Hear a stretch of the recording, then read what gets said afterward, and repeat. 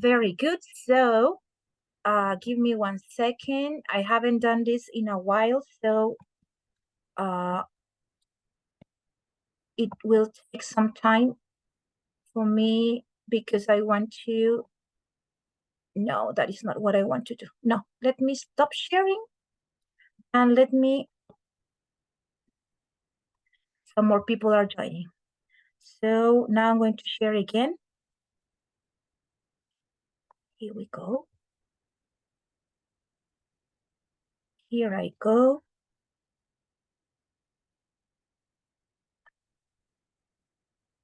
I don't know why I can't. Now. Yeah. Very good, ladies and gentlemen. Welcome to this presentation from Armadillo Lab. Okay, today I'm here on behalf of Armadillo. So this means that I am a member, I am a tutor in the, Armadillo. Armadillo is a group that of teachers, okay, that work all the aspects that are related to language, not only English.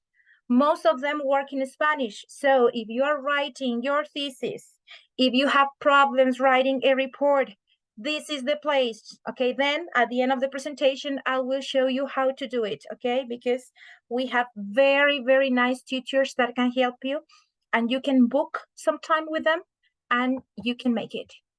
So I'm going to talk about something that might be difficult for some people and might be very easy for others. And that is the problem.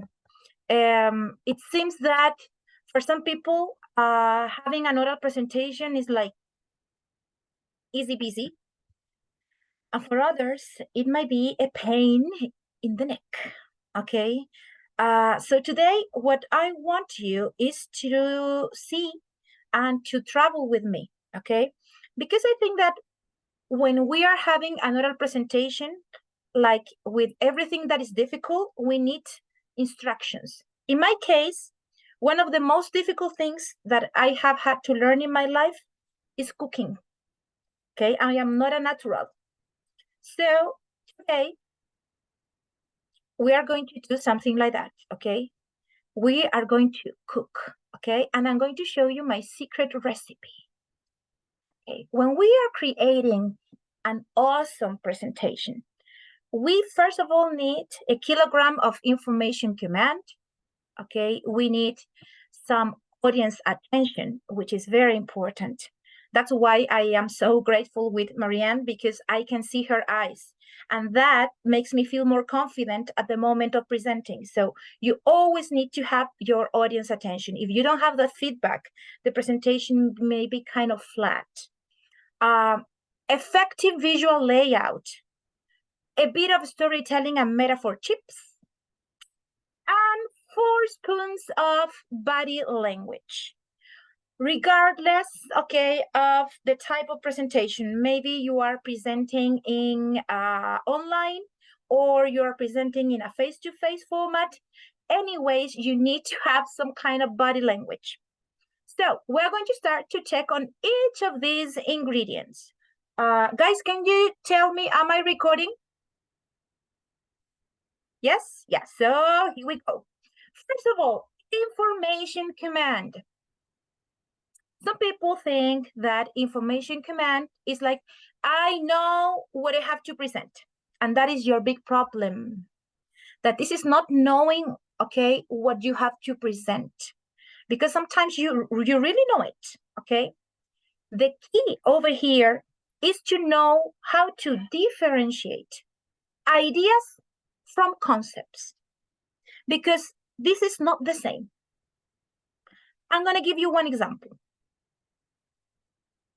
Please use the chat and help me with this. What is cooking according to you? It's an idea or is a concept? Go. In the chat, please. Let me see the chat.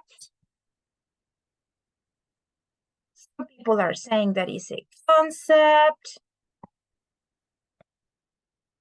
Concept.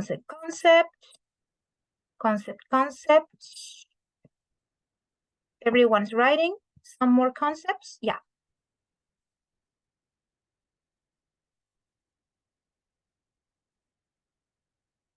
Bingo. It's a concept. So this is a secret that I learned some years ago. And I learned this secret from, it's a coach from TED Talks. Are you familiar with TED Talks? These like short talks that are very effective. Yeah. Presenting concepts is very similar to teaching. Yeah. We have to go one step beyond. So look at this. That, my dear students, it's not a concept. What is this? Can you tell me in the chat?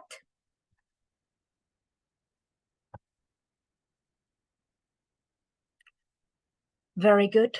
Yes, this is an idea. What is the difference? The idea is a sentence, okay? And what is your job as a presenter? Your job as a presenter is to take your idea to your audience's brains. In other words, you may have, maybe you're presenting a 15-minute presentation. The idea is to implant on the audiences an idea, not a concept, because concepts is what we teachers teach you.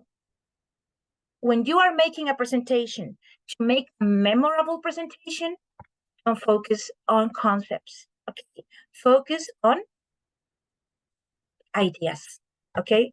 Which is, okay, way, way better. Second one, audience attention. This is a difficult one, especially if your presentation is at 8:30 in the morning, in those classes that you have, like with 200 people. How can you get people's attention? I must be honest with you. Some people just have like this sparkle. They just stand up in front of an audience, and I don't know, it's the way they move. And you feel attracted to them, and you say, hey, I really want to listen to what this person is going to say. But let's be honest, that is not everyone's talent. So now I'm going to show you this ingredient for the ones that are not as lucky, okay, as you have this kind of natural ability. So this is the important thing, guys. If you want to get your audience attention, you need to be effective in the first 3 minutes. The first 3 minutes are the most essential ones. It's like listening to a podcast. Have you noticed that in the first 3 minutes, you decide whether you will continue listening to the podcast or not? Yeah, the same happens here. In the first 3 minutes, your audience will decide whether to take a positive attitude towards your presentation or whether to sit and say, oh my goodness, here I am again. So what can we do in 3 minutes? Because this is the first 3 minutes. Here there are some options for the ones that, as I am saying, are not so natural. Yes, are not so natural. The first option is maybe to ask a thought-provoking question to start with your presentation. Or maybe you can introduce your idea with a surprising fact.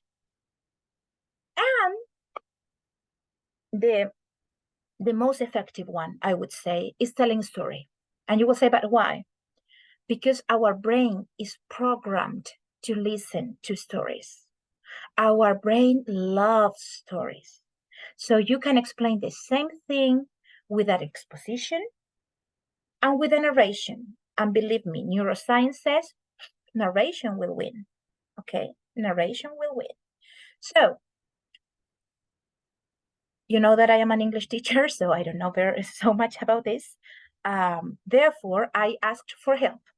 Okay, let's suppose that you have to present about mathematical modeling. something I didn't know anything about until last week, okay? So mathematical modeling. Maybe you can start with a thought-provoking question. So you can start with a question such as, what ethical considerations should engineers take into account when using mathematical models to make decisions that impact people's lives and the environment? What is the ethics behind mathematical modeling? And guys, you know that this is a hot question for mathematical modeling. Always people want to know what is behind mathematical modeling in terms of ethics. So this is a question that will get your audience attention. Another one is this one, okay? Because look, it looks like a question, but it's not a question. It's like a surprising fact. Okay, so you can start with something like, well, did you know that mathematical modeling is being used in sports to predict games outcomes, revolutionizing the sports industry in these last days? Actually, the other day I was watching, I don't know, Formula One, and I saw some stats that could help me to predict what is going to happen in the next few races. That is quite different from starting with, hello, everyone. Today, I'm going to talk about mathematical modeling. So, the last one. In the realm of conflict resolution, mathematical modeling has helped diplomats and negotiators by modeling the dynamics of social cooperations. Engineers have contributed to peace-building efforts, okay, for bringing people together in harmony. Today, I want to tell you the story of what has happened in, I don't know, Belgium and France. In their case, we could see that. So you take things that are super abstract into reality, and that is something that your brain will appreciate. Now, my advice for you, as starters, use the surprising fact. Okay, start with that one. That is a good technique. Okay, the surprising fact. Like, did you know that? Why? Because it's sweet, it's short, it's effective, and you won't get nervous. Okay, because maybe with storytelling, I mean, you need a bit of preparation, because storytelling needs, okay, the ups and downs in intonation, so it might be a bit more difficult. So, audience, so far so good. I want to see your thumbs up. Okay, is everyone okay? Connect. Is there any comments so far? No?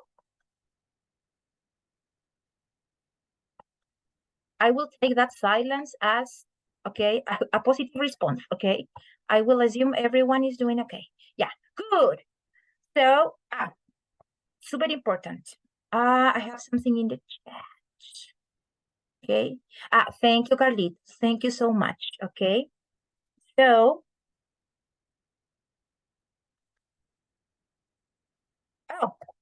this example was provided by Carlos Mendoza, okay, electrical engineer. I must say thanks to the people that have helped me, because you know very well that I know nothing about mathematical modeling, so I really needed some help to do this. That is another good tip, okay? If you know that you're not good at making presentations, ask for help, because we are not supposed to be good at everything in life. Maybe you are very good at knowing about mathematical model, but believe me, explaining mathematical modeling, that is another cup of tea. Now, next ingredient.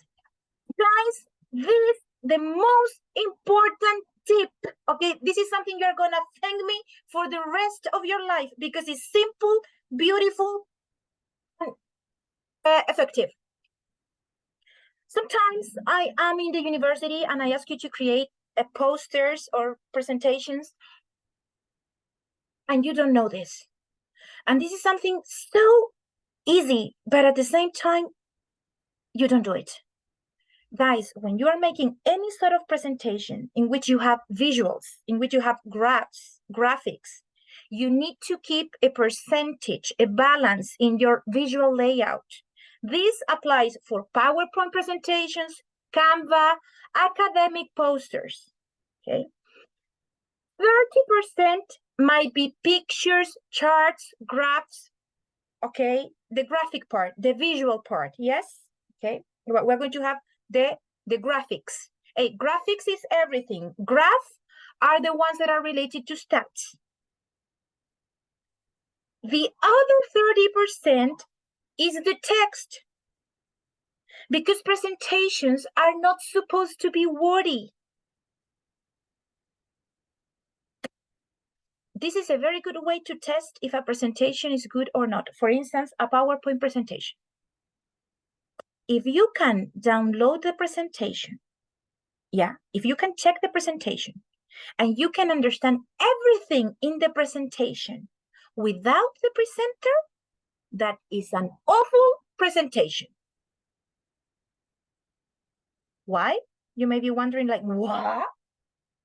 Very simple. Because a good presentation for a PowerPoint presentation, for a presentation, can you see what I mean? One thing is my PowerPoint presentation as a teacher that needs to have explanations and everything. Why? Because I know that there are some people that are not coming to my class and that need that explanation, and that they will find that explanation in my PowerPoint. Another type of presentation is the one in which you are the presenter, so the presentation becomes a complement to you. If the presentation is self-explanatory, it's not good. Because the presenter is the one that needs to give the information, not the PowerPoint presentation. The PowerPoint presentation becomes an instrument for help. So having these long pieces of texts in PowerPoint presentations, forget about them. Very, very negative. And finally, 40% of your presentation must have blank spaces. And depending on the level of formality, you should choose your palette. If you are making, for instance, a presentation about food, you have had this situation. You're making a presentation about food and you choose a blue palette. What do you think, right or wrong? Tell me in the chat. I'm going to repeat the example. I have a presentation about food and you have a blue palette for the presentation, right or wrong? Tell me in the chat. Right or wrong? Guys, there are not right or wrong answers, so just go ahead and tell me. Yeah, some people are saying. Benjamin is saying wrong, wrong. Nicolito is saying wrong. Yeah, I can decide. Wrong. Leah is saying wrong. Very good. Wrong. Because the brain associates, but this is a cultural thing already, okay? Associates blue with cleaning, okay, air, heaven, health. Have you noticed what is the logo from, I'm going to say the names of some private institutions. Have you seen the colors from Indisa, Santa Maria Clinic, okay, Uchristus? All of them are blue. All of them are blue. So try to connect with the colors of your presentations too. If you use red and yellow, what is your topic? Red and yellow, what's your topic? McDonald's, fire, McDonald's, very good. It's food, okay? Because it's not only McDonald's, it's Burger King, it's Doggies, okay? It's Kentucky Fried Chicken, I think. Breakfast, yes, okay? So, but no, the combination of red and yellow gives you the idea of food, okay? Red, On its own, it's like danger. Yes, danger. Yeah. Green, we know, environmental, okay, concepts. So the association of your colors, it's important in your palette, okay? Take that into consideration. Well, these days, Canva knows. So Canva will guide you, okay, in these aspects. Very good. So now, when we are talking about the visual layout, we have to talk about this theory. This is called the multimedia learning theory. I don't know why we don't study this at school. I still don't know why. Because if you learned this at school, your presentations in college would be awesome, would be amazing, and it's easy peasy. This multimedia learning theory is based on neuroscience, okay? So it's not like, oh, I have an idea that this might be like this. No, this is based on neuroscience by Dr. Richard Mayer, okay? And he is telling us that learning by visual input, it's not about what you like or what you don't like, but it's about what your brain likes and what your brain doesn't like. Because sometimes you think that you are you, but no, you're your brain, okay? Basically, is this. Look, when we have a presentation, we have a dual channel, okay? We could hear and we could see. And that goes into our brain. Our brain has limited capacity, okay? So in order to reach our brain effectively, there are rules. If these rules are followed, you will get active processing and the information will reach your brain effectively. These rules are the ones that appear here. I will talk to you about three that I think that are interesting. The coherence principle. The coherence principle is related to include only relevant information in your PowerPoint presentations. Sometimes, I don't know why you feel like the need of decorating like the presentation. Don't do it, okay? Don't decorate the presentation. So just, okay, keep it simple, keep it elegant, we might say, okay? So sometimes you say, I'm going to use 3 pictures to explain this. Hey, one is enough. One is enough, okay? A good one, okay? It's enough. So you can select only one, okay? Why? Because if you add 3, I mean, your brain is going to collapse. It's like, oh, why so many? Are they different? Why are we using so? Or what is the difference between picture number 1 and number 2? Because that's the way your brain works.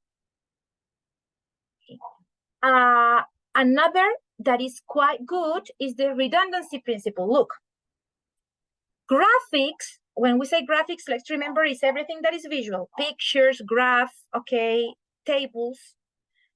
With narration alone is more effective than also including on-screen text.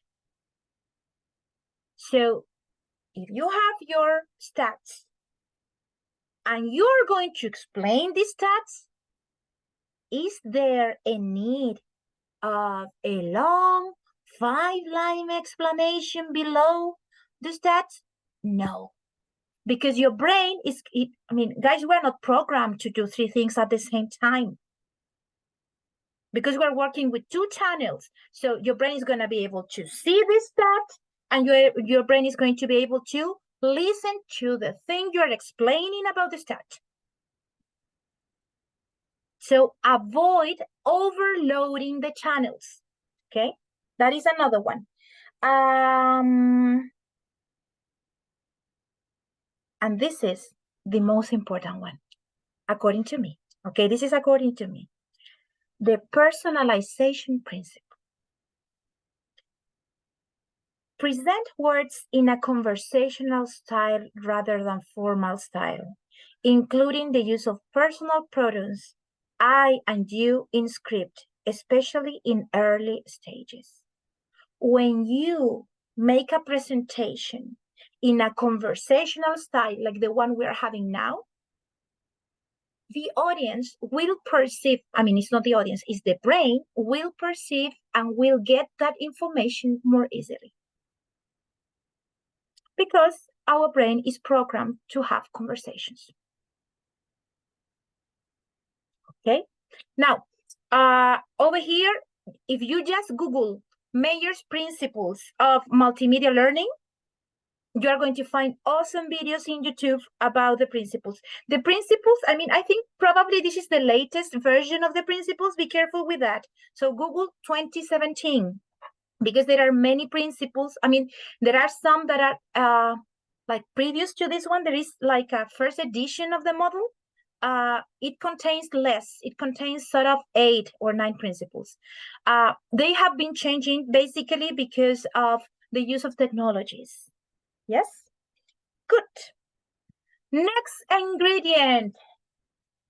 Oh, this one is difficult. You know that I work in level 6 with my students, and probably this is the hardest one to train. Basically because sometimes you don't feel confident. I'm going to be honest. Okay, I'm going to be honest. You don't feel confident. And this is so important because 40% of communication is language. 60% is paralinguistic features. It's my eyes. It's my smile. It's my hands. Keep eye contact with the audience. And here I will tell you the 3 typical mistakes presenters make. The first one is called floor looking. Hey, this is a classification that I made, okay? It's not scientific or anything. The first one is called floor looking. So you are in the presentation. Let me move. Okay, you're in the presentation and you start doing this. And you try to look for answers on the floor. So what do you notice when you have a presentation like that? Memorization. If you start looking to the floor, or if you start doing the same with the ceiling, the mathematical modeling consists of, those are the 2 worst ones. And there is another one that is PPT looking. That one is quite easy to avoid. Looking at the PPT is quite easy to avoid if you create PowerPoint presentations with no text. So there will be nowhere to look, okay? So the more information you get in the PowerPoint presentation, the more chances there are there for you to look at the information in the PowerPoint presentation. Okay, simple math. Hands, guys, in your presentation, okay, hands. I am not asking you to overreact with your hands because that might be quite difficult for some people, but please don't cross them, okay? Some people start crossing their hands, and the worst is like they put their hands in the back, okay? No. Okay, now if you want to reach the next level, move them. You can practice this. For instance, if you have to present and in the presentation there is a categorization, and you want to say there are 3 types of apples. So you say there are 3 types of apples. The first one, okay, and then the second one, the third one. So you are communicating with your hands too. You are communicating with your hands too. And that helps people because some people are very visual and they really need this help. Yeah. And finally, I only selected some elements from body language. There are more, but these are the basic ones. Your posture, okay, the way you stand up. You cannot be behind the desk, behind the computer. So my advice, get a clicker. The ones that have had classes with me, they know that with the clicker, life is easy and beautiful when making a presentation. A clicker is this little device, okay, in which you can move the presentation, not from the computer, because from the computer you may feel a little uncomfortable, okay? Get a clicker. Ask if there's going to be a clicker in the classroom. At least in industrias, all classrooms have clickers.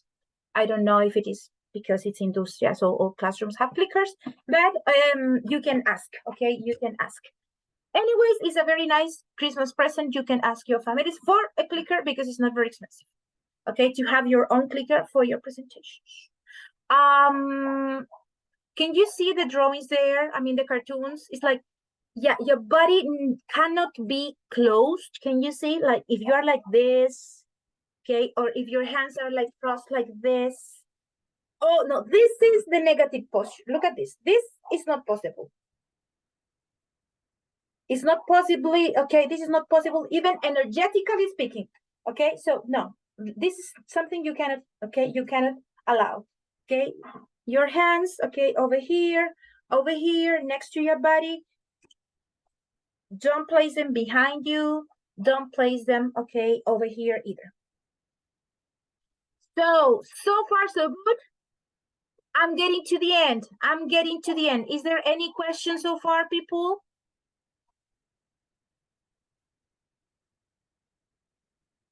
No? Yeah. I have one question. Should I write it down or? Both. First, write it down and then you can ask me. So some people may not, okay, may not be looking at the thing or listening to the thing, so maybe they could take a look. So, question.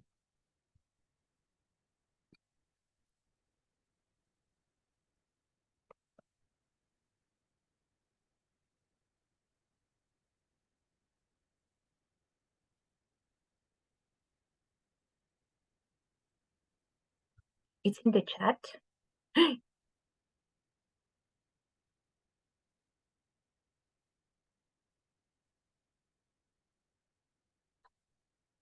Who was speaking? I got lost and I couldn't see the name. Marianne. I was Marianne. Marianne, are you writing the question? Because I can see the question there. Go ahead and ask it, and then you can write it. Let's do it the other way. Okay, I'm sorry. I think my internet connection is really bad right now. So, I just wanted to ask something about the font types. You wrote it like, I don't know, 5 slides ago, but there was like Georgia and 2 others there. Yeah. Why do we have to use those types of fonts? Is there like a special They are called reason? non-serif fonts. Non-serif fonts. Don't ask me what non-serif means, but it has to do with how thick they are. Okay, they are not quite thick. So when you write with these fonts, you typically pay attention to the content of the message. You don't get distracted by the format of the font. Okay, For instance, perfect. that's why, look at this. This one that I have here is not recommended for a whole presentation because it's not something that is easy to read. Okay, I used this one here only because I was giving this idea of a recipe, but you should use them limitedly. Okay, if you compare this one with this one, can you see? I mean, your brain immediately, it's like, okay, this is so easy to read.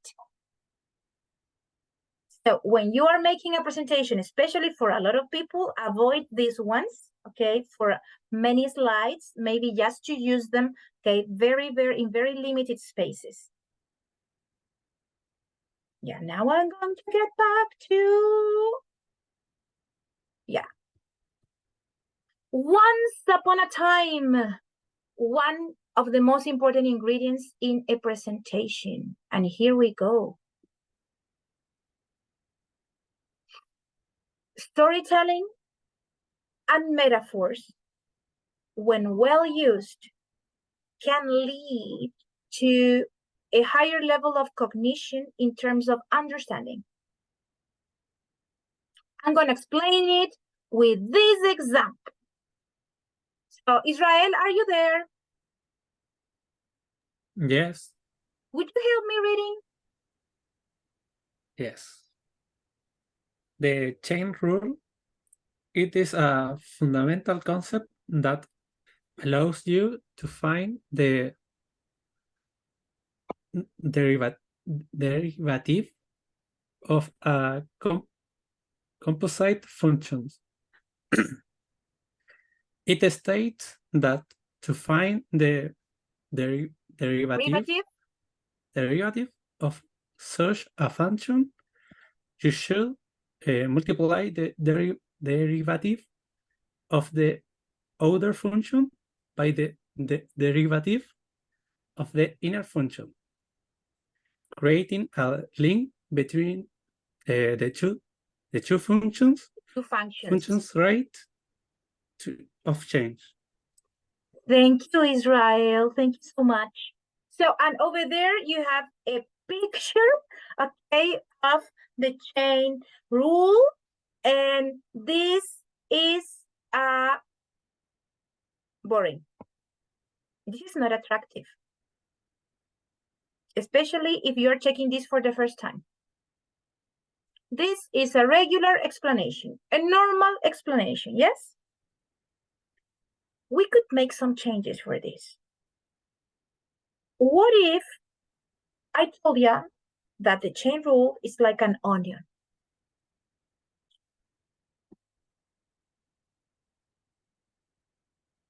When you think of the chain rule as peeling an onion, okay, you can understand that you have a complex function composed of layers, and the chain rule helps you understand how the changes in the inner layers affect the overall rate, okay, of change. It's like unraveling the layers of an onion to reveal the impact of each layer on the final taste. What are we doing? We are explaining something difficult as the chain rule may be for some people. I know that you may say, yeah, Miss, but the chain rule is not so difficult. Yeah, but some people it is, okay? For some, this chain rule might be difficult. And there are other ways to explain something that is difficult. So the chain rule is something very abstract. And I explain this very abstract concept with a very concrete concept. Okay, with a very concrete concept, an onion, peeling an onion. Okay.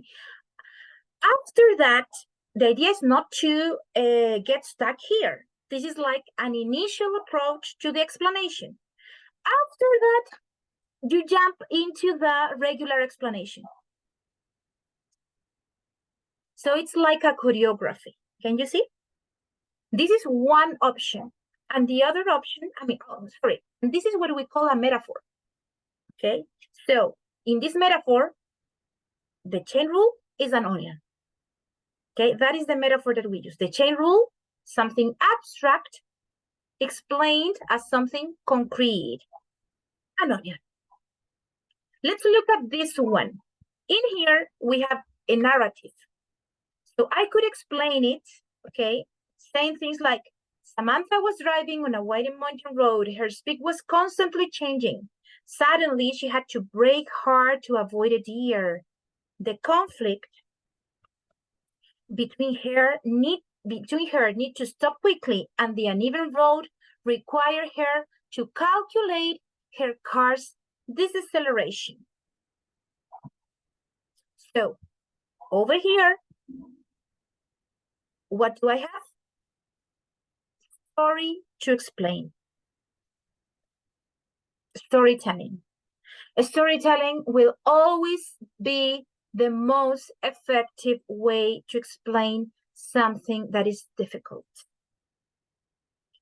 So if in any point of a presentation you're asked to explain something difficult, you could start with something like this and then continue with the regular explanation. Why?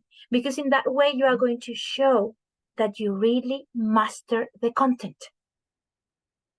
It's not that you have memorized the thing. No, you know the thing. So, what is the metaphor that you can find in this presentation? Can you tell me? There is a metaphor. Go in the chat. I used a metaphor in all the presentation. I explained it at the beginning of the presentation. I show you something that was not related to the presentation. And I have talked to you about that all the presentation.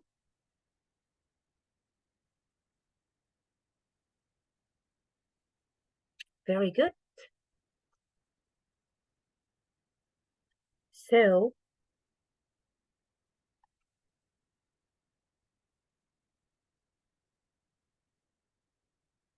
giving a presentation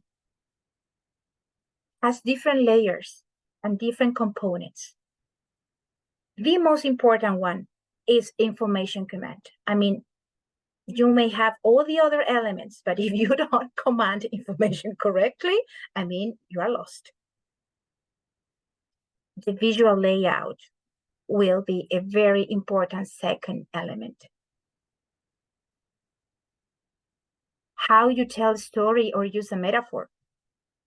And of course, your body language.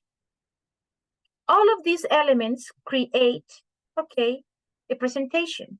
Because the metaphor I am using here today with you is that giving a presentation is like baking a cake. Different ingredients, all of them with different levels of importance, okay? But all of them necessary to create an amazing presentation. So, I hope you have enjoyed the cake. This is the moment for questions. If you want to, you can turn the camera on. And if you want to, you can ask questions in the chat. If you want to, you can ask questions in Spanish too. Okay, for the ones that didn't understand very well, that are getting used to listening to English again, we can open this space, okay, this space for your questions. So I'm going to stop sharing. And guys, is there any question or anything that called your attention? You can tell me in the chat. Anything you didn't know?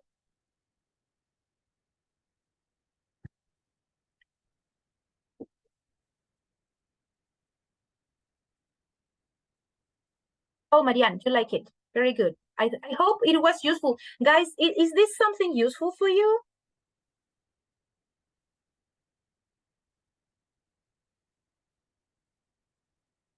Fabian is saying that it is. Very good, Fabian. Very, very good. So I want to show you something, okay, before we leave. Okay, before we leave.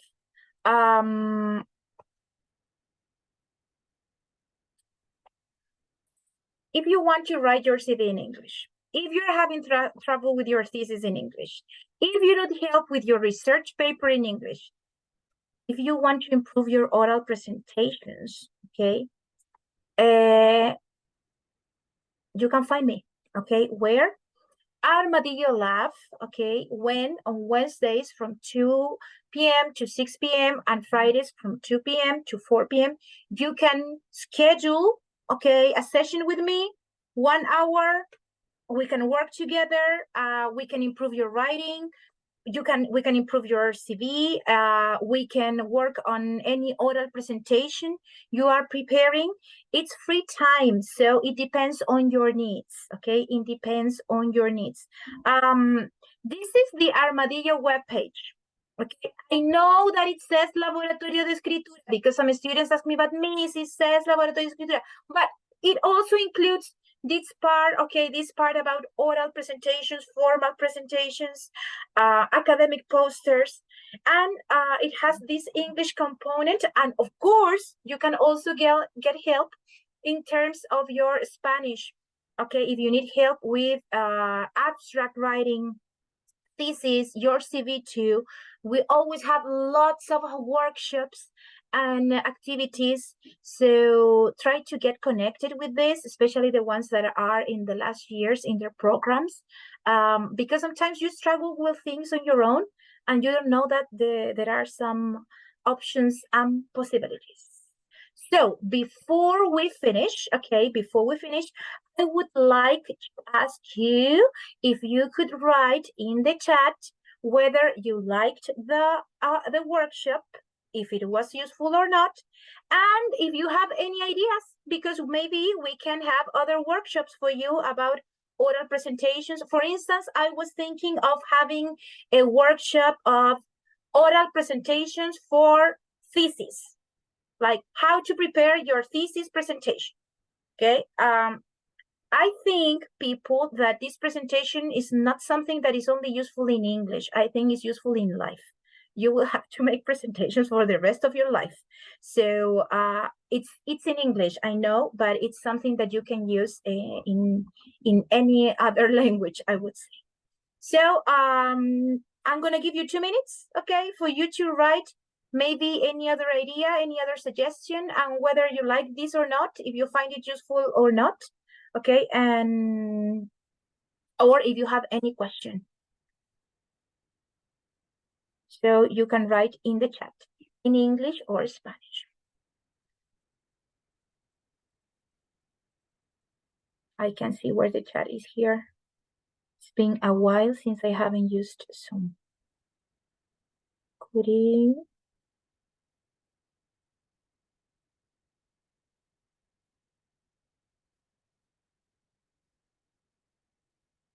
Thank you, Konsu.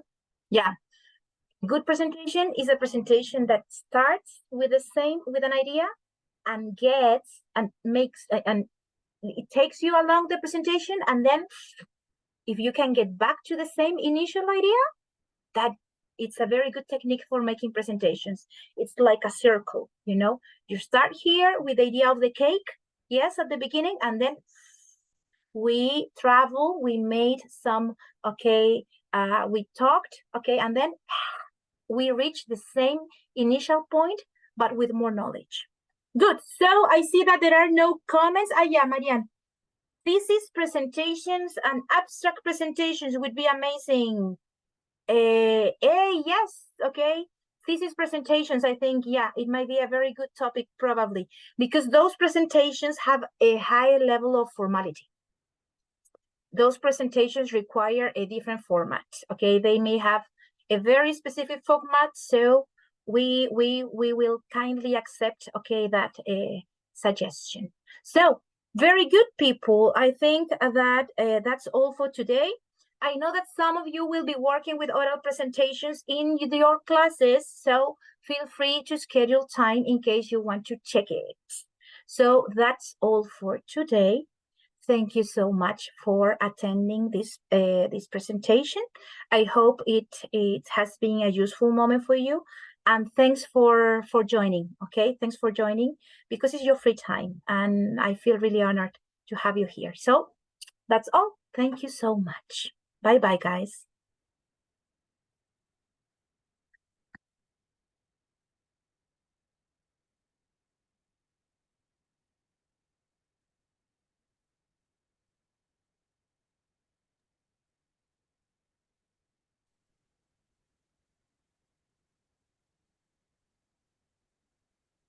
I'm going to stop recording.